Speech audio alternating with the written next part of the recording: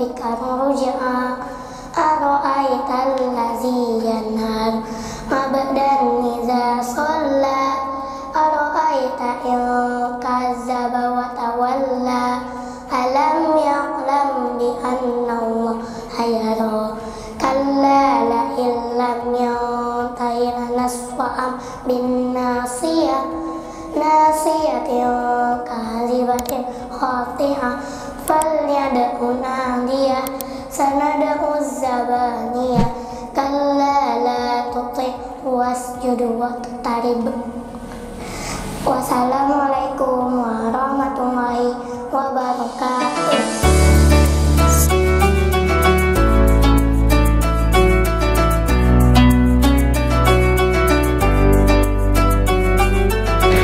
Assalamualaikum warahmatullahi wabarakatuh. Alhamdulillah alladzi khalaqal mauta wal hayata liyabluwakum ayyukum ahsanu amala. Asyhadu an la ilaha illallah wa asyhadu anna Muhammadan abduhu wa rasuluh la nabiyya ba'dah. Allahumma shalli wa sallim ala Muhammad wa ala alihi wa sahbihi ajma'in. Amma ba'du. Wa qala Allah ta'ala fil Qur'anil Karim, a'udzu billahi minasy syaithanir rajim. Bismillahirrahmanirrahim. Iqra bismi rabbikal ladzi khalaq. Khalaqal insana min 'alaq. Iqra wa rabbukal akram alladzi 'allama bil qalam 'allamal insana ma lam ya'lam. Shadaqallahul azim. Sahabat Dira yang dirahmati Allah, bersyukur pada kesempatan kali ini kita bisa berjumpa lewat media ini untuk bersilaturahim sekaligus berbagi pemikiran, berbagi wawasan. Tema kita kali ini akan membahas tentang bagaimana dan seperti apa hikmah yang bisa kita ambil dari filosofi nuzulul Quran. Di pertengahan menjelang nuzul Quran, saya kira tema ini cukup menarik untuk kita kaji dan kita bahas. Banyak pembahasan yang terkait dengan nuzul Quran. Dalam kaitan ini saya ingin coba membahas dari perspektif yang agak berbeda. Mudah-mudahan ini menjadi inspiring buat kita semua untuk bisa memahami filosofi dan hikmah nuzulul Quran secara benar dan tentu saja secara applicated. Setidak-tidaknya ada 4 poin yang bisa kita ambil dari hikmah nuzulul Quran atau pelajaran mahal yang bisa kita ambil dari nuzul Quran. Kalau kita merujuk pada ayat Al-Quran yang pertama kali diturunkan oleh Allah, yang tadi saya bacakan dalam surat Al-Alaq ayat 1 sampai dengan ayat 5. Pertama, kalau kita baca secara tekstual, Iqra itu artinya membaca atau bacalah. Kemudian bismi rabbikal ladzi khalaq itu artinya dengan menyebut nama Tuhanmu. Tapi kalau kita dekati dengan perspektif yang berbeda, artinya bahwa peradaban itu harus dibangun dengan kombinasi antara kekuatan membaca dan kekuatan menghayati, ya. Iqra itu artinya kecerdasan intelektual, dan bismi rabbikal ladzi khalaq itu artinya kecerdasan spiritual. Jadi secara tidak langsung sebenarnya ayat pertama dalam Al-Quran ini ingin menyampaikan pada kita bahwa yang harus disiapkan untuk membangun peradaban masa depan adalah kekuatan intelektual. Itu yang pertama. Tetapi tentu saja tidak akan cukup kekuatan intelektual untuk membangun sebuah peradaban. Harus diimbangi dengan kekuatan spiritual. Maka di situ ada kata-kata bismi rabbikal ladzi khalaq. Jadi saya memahami poin pertama bahwa peradaban Islam pernah menguasai dunia lebih dari 600 tahun. Dari kawasan timur sampai ke kawasan di Eropa, di Prancis, di Sisilia. Salah satu kekuatannya yang pertama poinnya adalah karena mereka membangun peradaban dengan kekuatan atau kecerdasan intelektual. Kalau kita merujuk pada salah satu tokoh besar dunia dari kalangan ilmuwan muslim misalnya, Ibnu Sina, ya, kita mengenal beliau adalah seorang intelektual yang luar biasa, ya. Kemudian juga seorang ulama dan bahkan dinobatkan sebagai the father of the doctor in the world, sebagai dokter pertama di dunia. Apa yang kita kaitkan? Apa yang bisa kita kaitkan dengan nuzul Quran?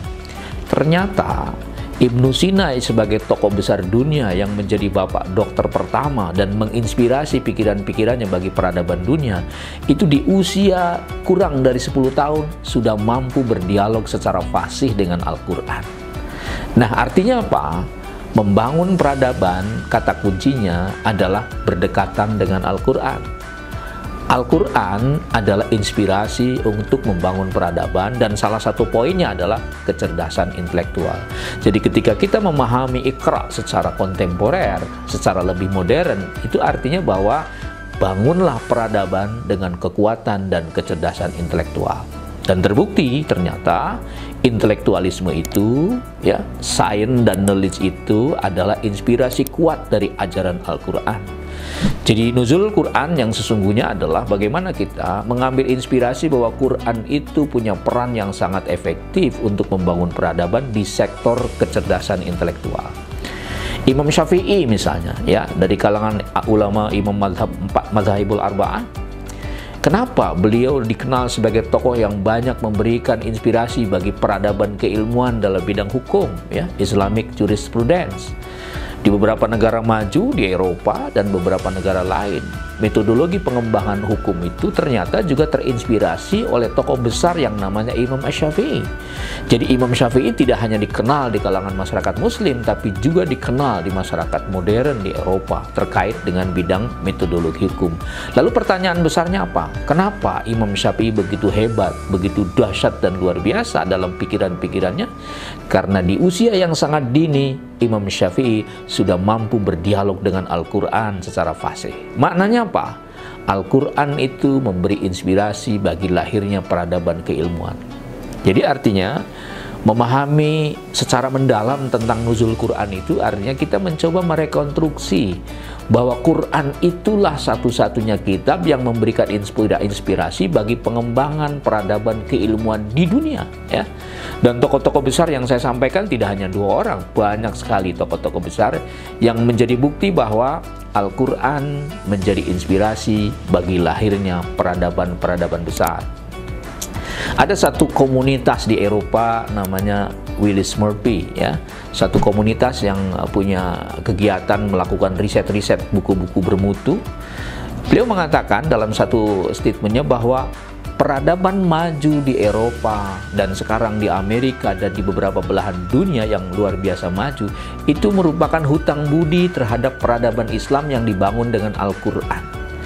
Ini sebuah pengakuan yang sangat jujur dari kalangan ilmuwan barat bahwa Quran itu memang menjadi inspirasi.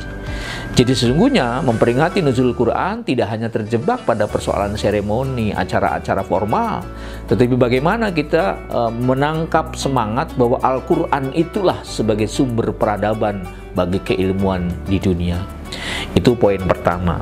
Jadi nuzul Quran secara lebih mendalam artinya bahwa kita harus menjadikan Al-Quran, ya, sebagai sumber peradaban, dan salah satunya adalah dengan menggunakan dan menafsirkan kata-kata Iqra. Peradaban itu harus dibangun dengan kecerdasan intelektual. Itu yang pertama. Kemudian yang kedua, ada kata-kata Bismi rabbikal ladzi khalaq. Tidak cukup peradaban itu dibangun hanya kecerdasan dengan kecerdasan intelektual dan kecerdasan akal, tapi harus diimbangi dengan Bismi rabbikal ladzi khalaq. Makna luar atau makna lebih luas dari kata-kata Bismi rabbikal ladzi khalaq itu maknanya adalah bangunlah sebuah peradaban maju dengan cara membangun kecerdasan spiritual. Jadi kecerdasan intelektual sebenarnya relatif sangat sedikit bisa mengantarkan orang bisa sukses menghadapi peradaban. Ternyata dalam sejarah membuktikan kecerdasan spiritual mampu bisa melengkapi mengantarkan manusia pada sebuah peradaban yang sangat maju.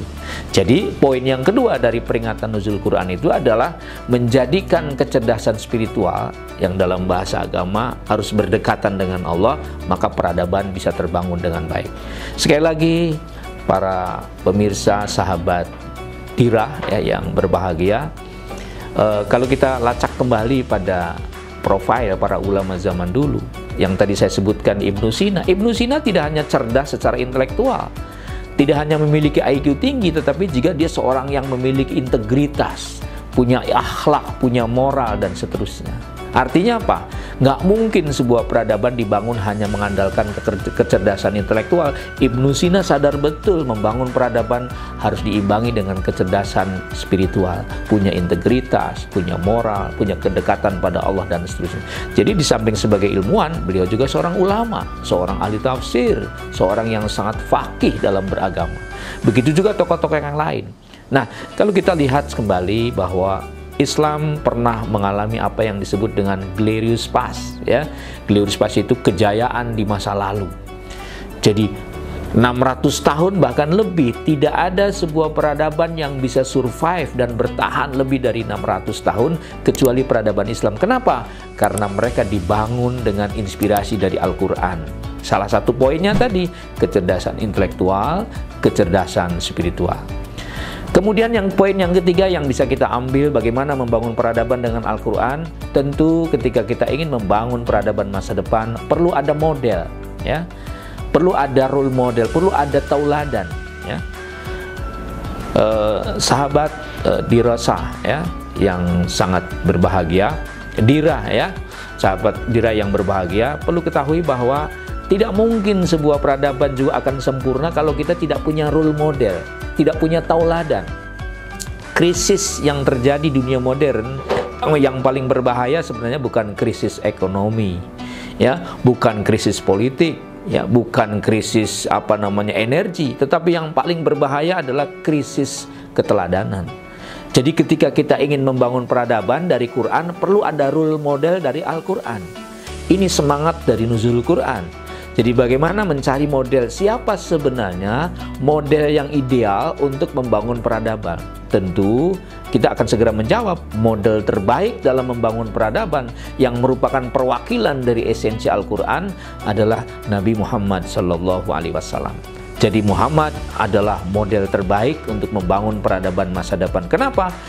Karena dalam satu riwayat yang sahih kita menemukan bahwa di dalam diri Nabi Muhammad ada Quran berjalan. Ketika Aisyah ditanya bagaimana akhlaknya Rasulullah, kata Aisyah bahwa akhlaknya Rasulullah itu ada di dalam Al-Quran. Jadi kalau begitu Nabi Muhammad itu adalah Quran berjalan. Nah, sahabat Dira yang berbahagia, dalam konteks kita sekarang mau membangun peradaban seperti apa, semuanya sudah ada modelnya pada Nabi Muhammad.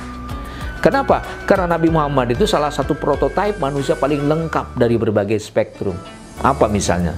Ketika kita ingin mencari model tentang tokoh agama terbaik, maka Nabi Muhammad adalah tokoh agama terbaik di dunia yang menjadi model. Pengakuan kehebatan Nabi Muhammad tidak hanya diakui oleh masyarakat Muslim, tapi juga diakui oleh masyarakat dunia.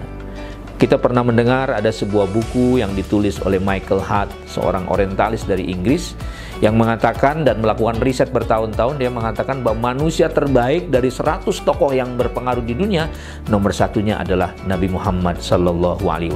Jadi, nuzulul Quran yang kita peringati dalam konteks dunia modern ini harusnya merekonstruksi atau mengambil kembali tauladan Nabi dari aspek tokoh spiritualitas.